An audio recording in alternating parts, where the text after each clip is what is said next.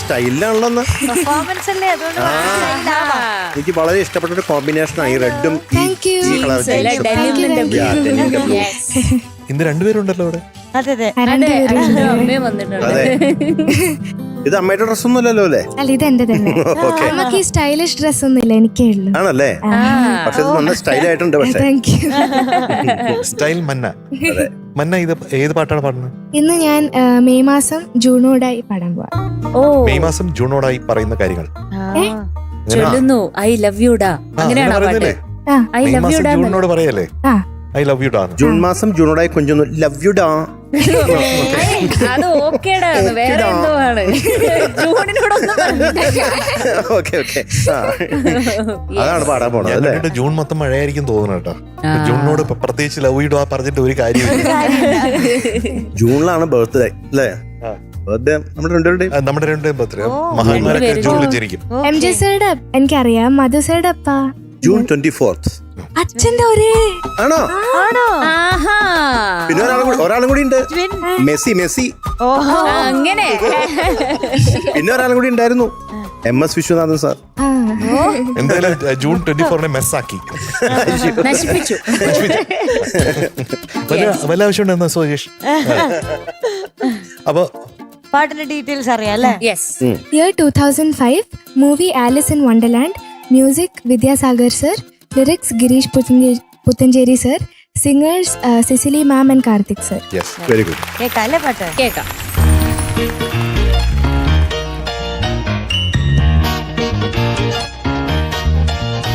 May മാസം ജൂണോടായി കൊഞ്ചൊന്നു ലഭ്യൂടാ, June മേഘം bonsai ചായുന്നു കേടാ.